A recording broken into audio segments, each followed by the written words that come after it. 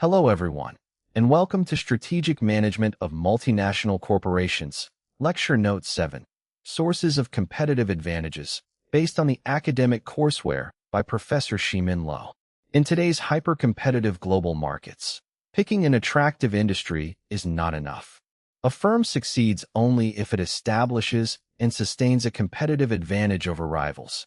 Over the next 10 to 12 minutes, we will deconstruct how firms build low-cost and differentiation advantages.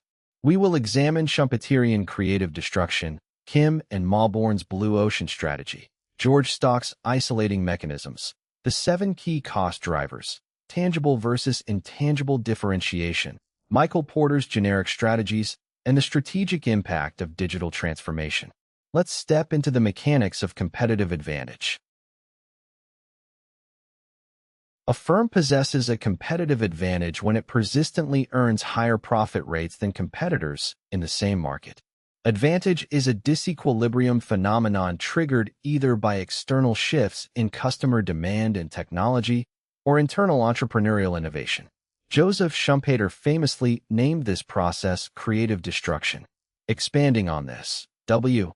Chan Kim and Rene Mauborn introduced blue ocean strategy, urging firms to bypass brutal head-to-head competition in red oceans and instead create uncontested market space where competition becomes irrelevant, as Cirque du Soleil demonstrated by reinventing the circus. Establishing advantage is only half the battle. Sustaining it requires erecting isolating mechanisms to prevent competitor imitation. George Stock and Richard Rumelt identified 4 major barriers: obscuring high performance, so rivals notice too late; deterrence and preemption, such as Xerox building a wall of over 2,000 patents; causal ambiguity, where rivals cannot decipher the secret sauce; and resource immobility. Furthermore, as Urban Outfitters proves, when a firm's store design, merchandise selection, and social marketing form an interconnected activity system, imitating any single piece is insufficient to erode advantage. Cost advantage requires dissecting the firm's value chain across 7 principal cost drivers: economies of scale, economies of learning, process technology, product design, input costs, capacity utilization, and residual efficiency. Economies of scale spread fixed overhead and enable specialized division of labor. Through design for manufacture, Volkswagen re-engineered 30 distinct car models into just 4 shared modular platforms, achieving massive component economies across global operations. Learning economies are captured by the Boston Consulting Group's experience curve. Each time cumulative output doubles, unit value-added costs drop by 15 to 30%, a law Henry Ford exploited with the Model T. Meanwhile, Toyota revolutionized manufacturing through its lean production system, using just-in-time delivery and Kaizen continuous improvement to eliminate process waste.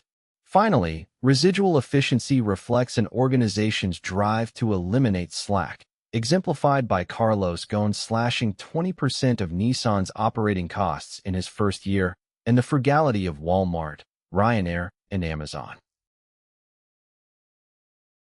Differentiation occurs when a firm provides unique value that commands a price premium exceeding the cost of creating that uniqueness.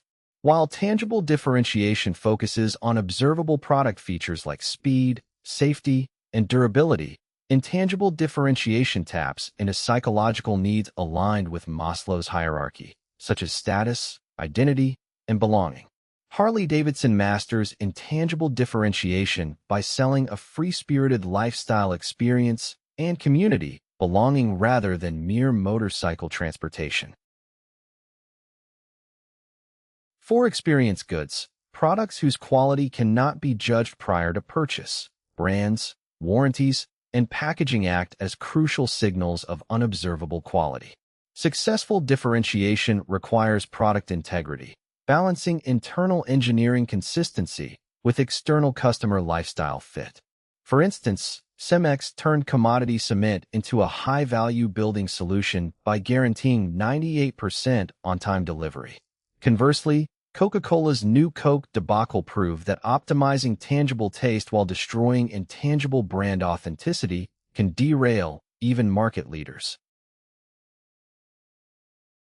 Michael Porter integrated advantage types and scope into 3 generic strategies: cost leadership, differentiation, and focus.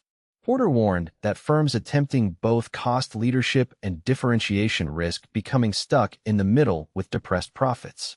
However, modern operational frameworks like total quality management and flexible manufacturing systems have reconciled this trade-off. Market leaders like Toyota, Nike, and McDonald's prove that high quality, strong branding, and low unit costs can be achieved simultaneously. Strategic priorities must align with the industry life cycle. Introduction emphasizes product differentiation and R&D. Growth shifts to scale expansion. Maturity requires dual mastery of cost efficiency and differentiation. In declining industries, managers choose among 4 paths: leadership to consolidate market share, niche to dominate attractive subsegments, harvest to maximize cash flow from legacy assets, or divest for an early exit. Finally, digital technology reshapes competitive advantage. Online platforms lower transaction costs, drive disintermediation by bypassing middlemen, and enable mass customization. However, the Internet paradox reveals that when all competitors adopt digital cost savings, industry-wide margins erode. Sustained success in the digital era requires strategic integration, combining digital efficiency with path-dependent activity lock-in. To conclude SMMC Lecture Note 7, master your cost drivers, build authentic differentiation, and integrate your activity system. Thank you for watching SMMC LN7 with Professor Shihmin Lo. Stay strategic, and I will see you in the next lecture.